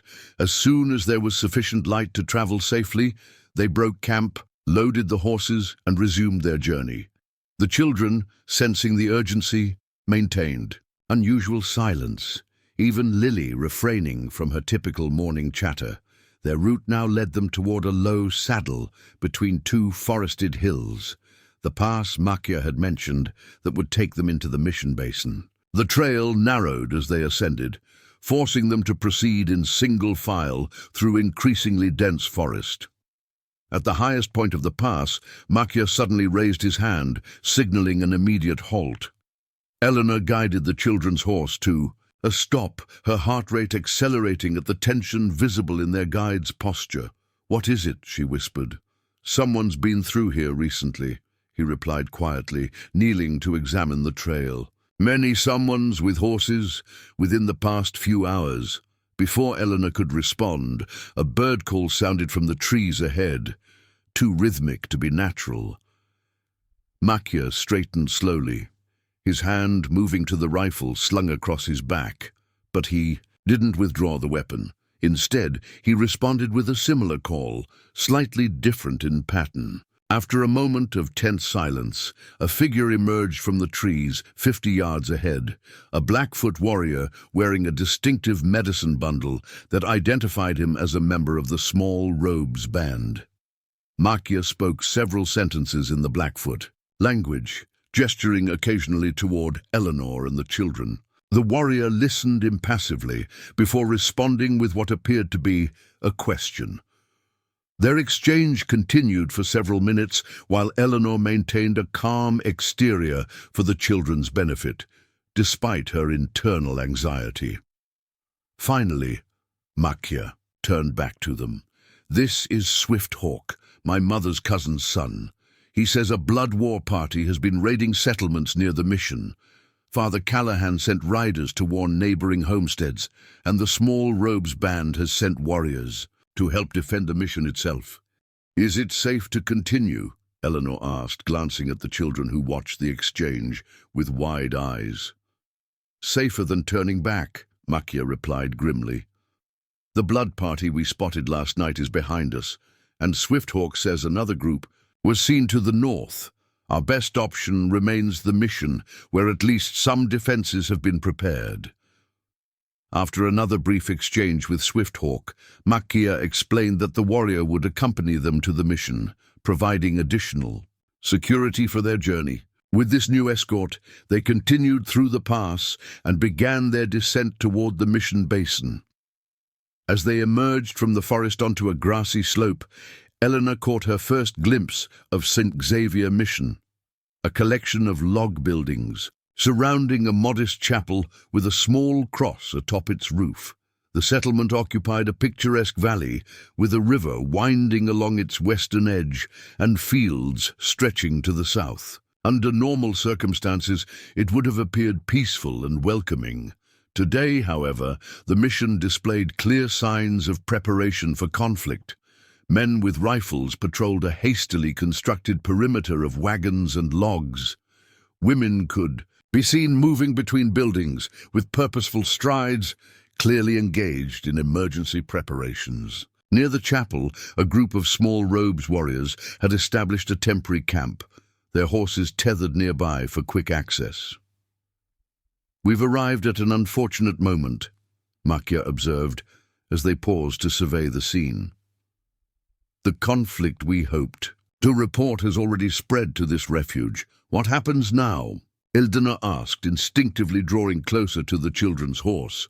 "We continue," Makia said firmly. "Father Callahan will still be our best ally, perhaps even more so now that he's witnessing the consequences of Hawkins' machinations firsthand." With Swift Hawk leading the way, they descended toward the mission. Their approach was quickly noticed, and several armed men moved to intercept them, rifles raised cautiously. Swifthawk called out something in Blackfoot, apparently explaining their presence, as the men lowered their weapons and one broke away, running toward the chapel. By the time they reached the mission's makeshift perimeter, a tall figure in a black cassock had emerged from the chapel and was striding toward them. Father Callahan, Eleanor presumed. Despite his clerical garb, he moved with the decisive purpose of a man accustomed to frontier challenges. "Makia Burns," the priest called out, genuine warmth in his voice despite the tense circumstances. "It's been nearly 2 years since you graced our humble mission." "Circumstances dictated a visit, Father," Makia replied, dismounting and extending his hand in greeting, "though I'd have preferred less dramatic timing." Father Callahan clasped Makia's hand firmly before turning his attention to Eleanor and the children. His weathered face reflected immediate concern as he took in their appearance, the obvious signs of hardship and trauma still evident despite the care they'd received since meeting Makia. "These people need your help, Father," Makia explained. "Miss Eleanor Mitchell and 3 orphaned children, the sole survivors of the massacre at Wilson's Crossing." The priest's expression darkened. "Wilson's Crossing," he repeated. "We heard rumors, but—" He trailed off, his gaze moving compassionately over the children. "Come inside, all of you. You'll find safety here while we sort through this tangled web of violence." As they were ushered through the mission gates, Eleanor felt a complex surge of emotions: relief at reaching sanctuary, anxiety about the evident danger still present, and an unexpected reluctance to conclude their journey with Makia, whose steady presence had become a source of security over the past days. Inside the main mission building, as Father Callahan arranged for food and proper accommodations, she found a moment to speak privately with their guide. "Will you stay?" she asked. "Directly, at least until we know what happens next." Makia's expression remained unreadable as he considered her question. "My original task was to bring you safely to Father Callahan," he noted. "That's accomplished. But the situation has changed," Eleanor pressed. "The conflict has followed us here." He studied her face for a long moment before responding. "Yes," he agreed finally. "I'll stay until matters are resolved, one way or another." A faint smile touched his lips. "Besides, I promised Jacob I'd teach him more about tracking. A man should keep his promises." As Father Callahan returned with steaming bowls of stew for the children, Eleanor realized that their journey had reached not an ending, but a turning point. The road ahead remained uncertain. Justice for Wilson's Crossing still deferred, the children's future still unresolved, and new dangers emerging from the escalating conflict between settlers and native bands. Yet for the first time since the Massacre, she felt something beyond mere determination to survive. Standing in the mission's simple dining hall, watching Makia help Lily with her too large spoon while Jacob peppered Father Callahan with earnest questions, Eleanor recognized the emotion that had begun to take root during their journey through the wilderness. Hope. Not the naive hope of her earlier life, when she had believed in orderly justice and predictable futures, but something more resilient, a hope tempered by hardship and loss, yet still capable of envisioning possibility beyond. Mere survival. The mission bell rang outside, signaling evening prayers. Through the window, Eleanor could see riders approaching, more small-robes warriors coming to reinforce their defensive position. The conflict sparked by Hawkins' machinations was clearly far from over, but as she met Makia's steady gaze across the room, a silent understanding passed between them. Whatever challenges lay ahead, they would face them together. The schoolteacher who had learned to survive in the wilderness, the guide who moved between worlds, and 3 resilient children who carried the truth of Wilson's Crossing in their memories. The lone survivor had found not just sanctuary, but something she had thought lost forever in the blood-soaked dawn of the massacre. Family forged not by birth, but by shared courage in the face of overwhelming adversity. Outside, the mission bell continued its steady tolling, calling the faithful to prayer as darkness settled over the Montana wilderness. Inside, around a simple wooden table, a new kind of faith was taking form, not in easy answers or guaranteed safety, but in the unbreakable bonds created when ordinary people face extraordinary challenges together. And for now, for this moment of respite before the next challenge, that was enough. Up next, you've got two more standout stories right on your screen. If this one hit the mark, you won't want to pass these up. Just click and check them out. And don't forget to like, subscribe, and turn on the notification bell so you don't miss any upload from us.